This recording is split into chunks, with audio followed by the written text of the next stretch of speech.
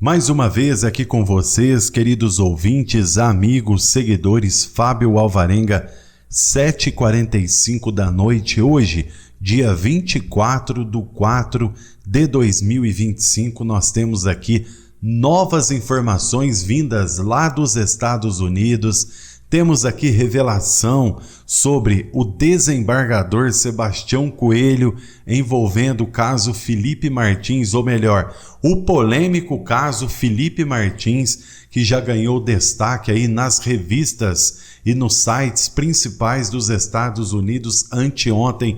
Então vamos lá entender aqui o que está acontecendo. O advogado Sebastião Coelho deixou a defesa de Felipe Martins, mas calma aí. Você vai entender aqui e dar razão para esse guerreiro o porquê que ele fez isso. O desembargador aposentado atuava na linha de frente do processo que envolve o ex-assessor da Presidência da República para assuntos internacionais do governo Bolsonaro.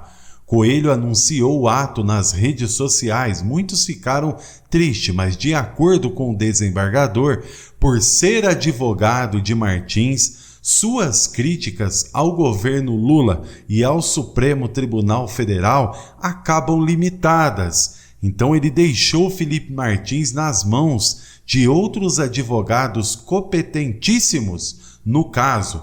A mudança na defesa de Felipe Martins abre um amplo caminho para que o desembargador continue reforçando o que já explode nos Estados Unidos, e eu quero comentar com vocês. Então, Felipe Martins não está abandonado, ele está sendo acompanhado pelo desembargador e nós vamos aqui continuar acompanhando esse assunto, esses atos aí de denúncias nos Estados Unidos, porque a mudança de defesa de Felipe Martins ocorre na semana em que a primeira turma decidiu torná-lo réu no caso da suposta tentativa de golpe de Estado. Além do ex-assessor da presidência, outras 5 pessoas se tornaram réis nessa ação. O que acontece? A decisão contra Martins se deu de uma forma unânime. Votaram contra ele o relator do caso, Moraes, e os outros 4 ministros do Supremo Tribunal Federal, Carmen Lúcia, Cristiano Zanin, Flávio Dino e Fux. Além de Martins, os outros réus no chamado Núcleo 2 da suposta tentativa de golpe de Estado, eles também foram arrolados aí. Uma bomba foi detonada nos Estados Unidos, não pela imprensa brasileira, que silenciou covardemente o caso, mas por uma audiência oficial realizada nos Estados Unidos com participação de Martins, ex-assessor da presidência de Bolsonaro. Felipe Martins, preso injustamente no Brasil, participou por videoconferência de uma ação movida por sua defesa, entendem agora aqui? Contra o Departamento de Segurança Interna, a Agência de Alfândega e Proteção de Fronteiras dos Estados Unidos. O motivo? Um registro fraudulento de entrada na América, datado de dezembro de 22, quando Felipe Martins já estava detido no Brasil. Olha só aqui a bomba que a justiça americana agora tem em mãos envolvendo Martins. Então o desembargador, deixando a defesa, ele vai dar alavancamento, uma espécie de gangorra, vai jogar para cima o que há de novas informações. Segundo o desembargador, não há o que discutir mais se houve ou não fraude.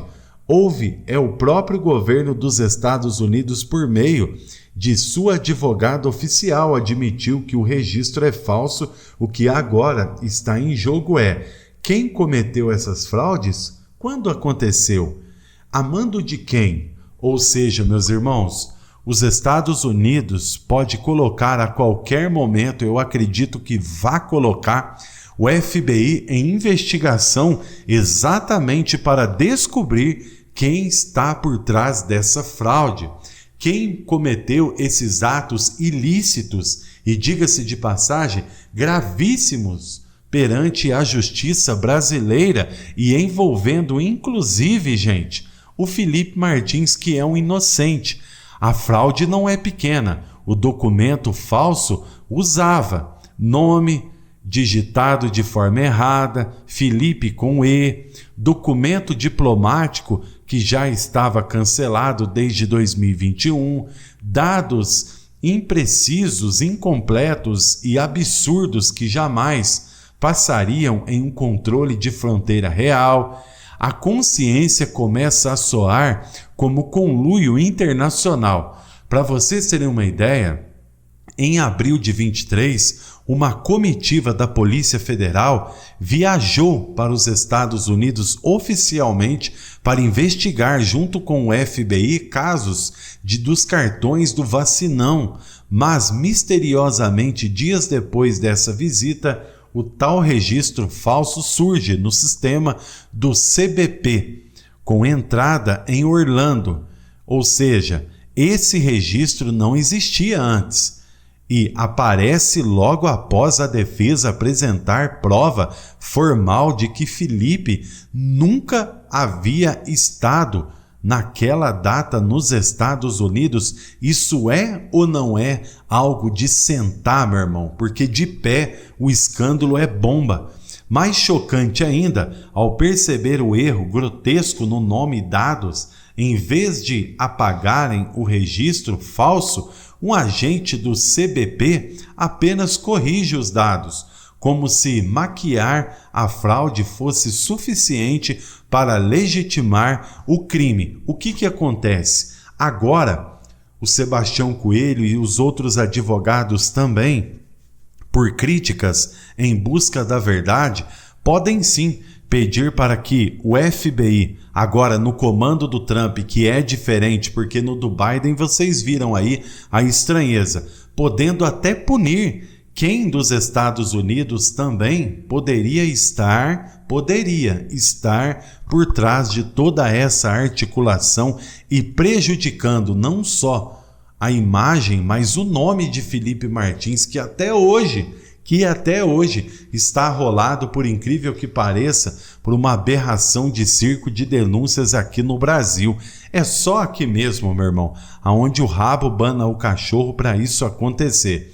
Felizmente, a instância superior do Departamento de Segurança Nacional interveio, reconheceu o erro, apagou o registro fraudulento e confirmou que a última entrada real dele foi em setembro de 22. Então, por que o Alexandre de Moraes não pega as denúncias contra Felipe Martins e apaga e anula, como ele fez com o Lula, como eles fizeram, os ministros também, com o Lula?